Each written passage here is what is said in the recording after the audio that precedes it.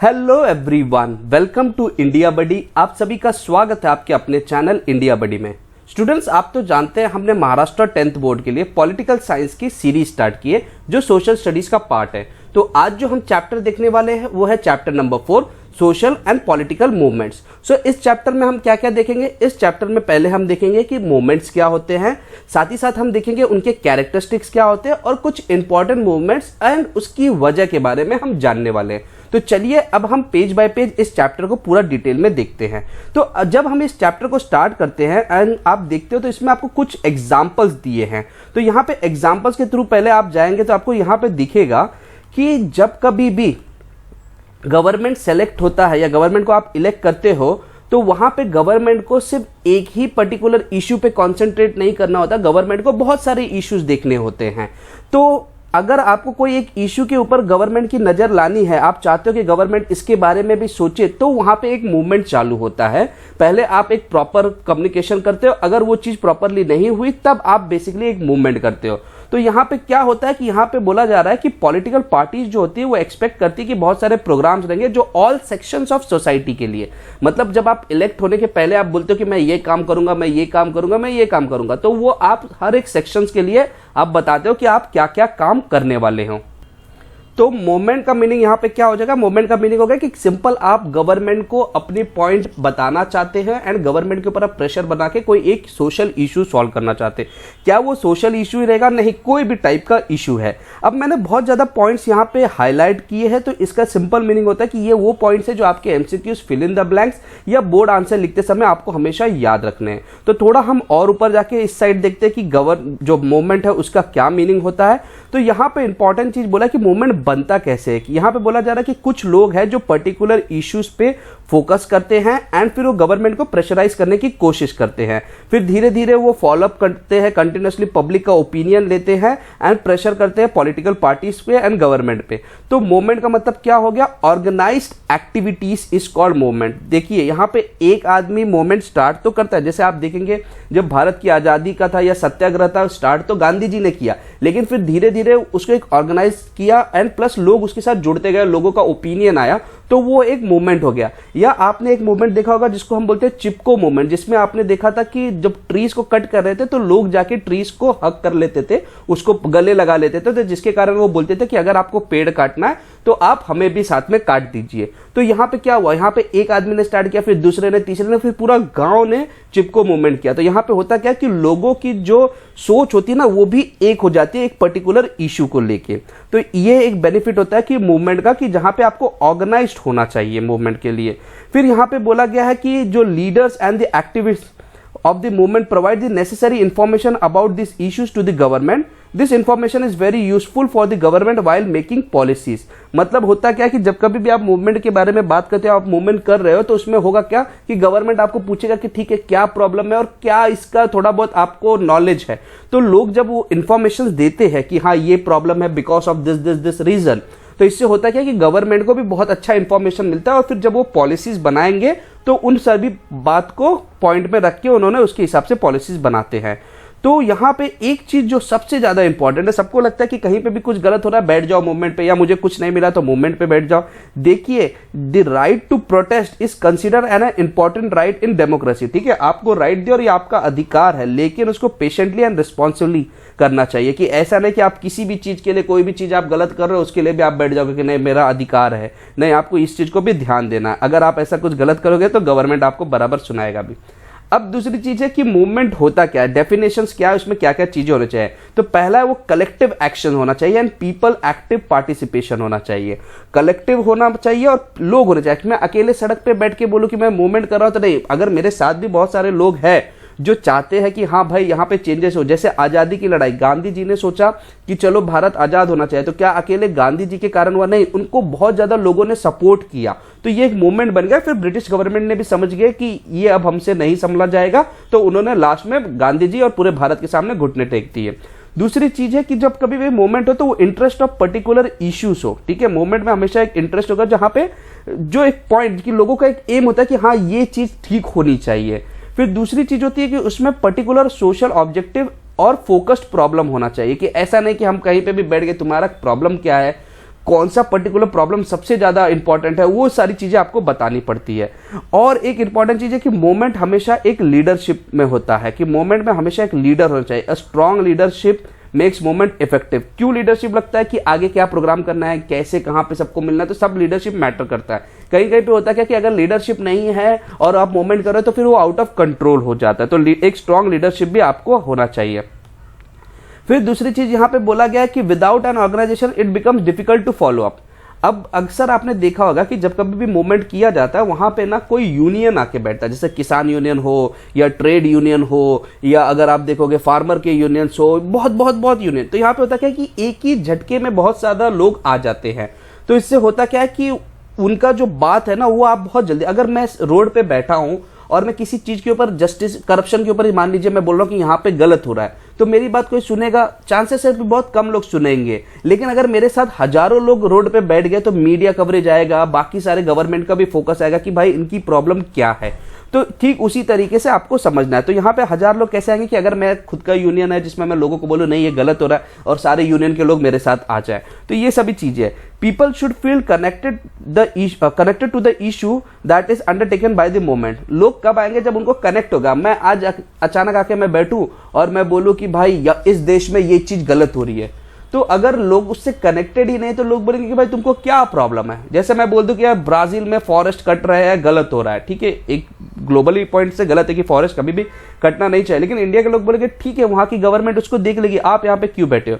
लेकिन अगर कहीं पे कुछ इशू है, मैं बोल रहा हूँ कि नहीं इंडिया में यहाँ पे फॉरेस्ट कट रहा है और ये गलत है, तो लोगों को कनेक्शन होगा कि हाँ इसका इंपैक्ट हम पे बहुत ज्यादा पड़ सकता है। तो आपके इश्यूज जो होंगे, जो मोमेंट होने चाहिए, उसमें भी लोगों को कनेक्शन महसूस होना चाहिए कि तब लोग आपके साथ जुड़ेंगे। तो ये एक चीज थी। अब इसके बाद आपको दिखाया जाएगा कि कौन से टाइप ऑफ मोमेंट हुए और क्यों किए जाते हैं ये सारे मोमेंट।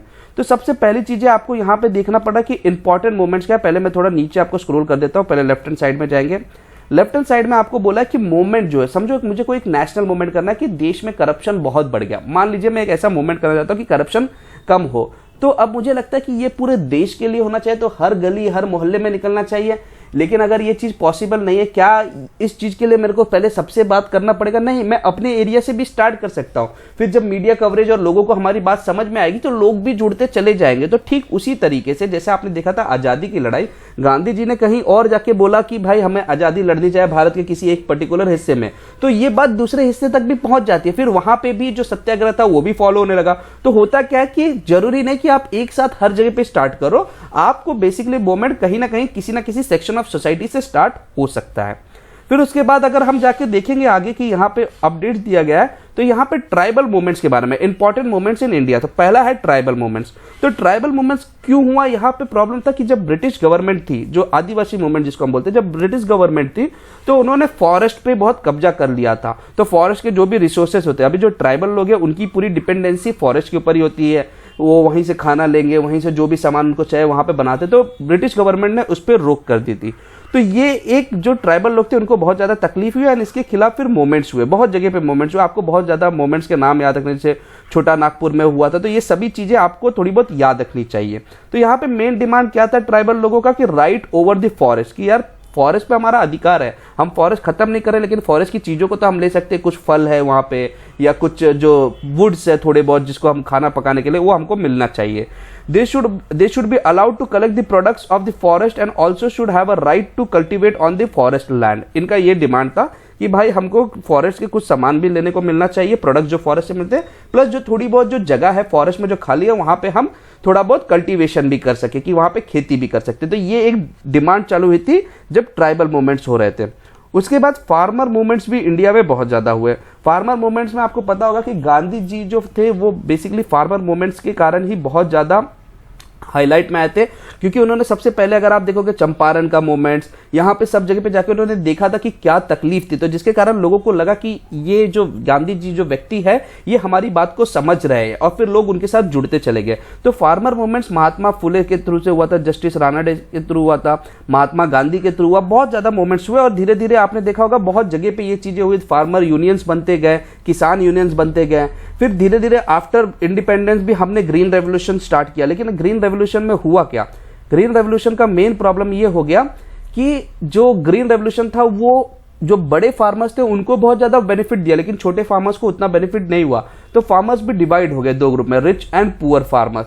फिर प्लस साथ ही साथ जो रिच फार्मर थे उनका तो फायदा होते ही जा रहा था, लेकिन जो नए टेक्नोलॉजी से इस्तेमाल किए, लेकिन पुराने जो पुअर फार्मर्स थे उनकी जो हालत थी वो खराब होती जा रही थी। तो उसके ऊपर भी बहुत ज्यादा बहस हुई। फिर स्वामीनाथन कमीशन आया जिसने बोला कि जो कर्जा है उसमें थोड़ा रिलीफ देना चाहिए, या जो उनके कर्जा है वो माफ करना चाहिए। तो आपने कई बार ऐसे चीजें सुने होंगे मीडिया में कि किसानों के कर्जे माफ हो रहे हैं। तो क्यों होता है? बिकॉज ऑफ स्वामीनाथन कमीशन, की वहां पे छोटे छोटे फार्मर्स को बेनिफिट होना चाहिए।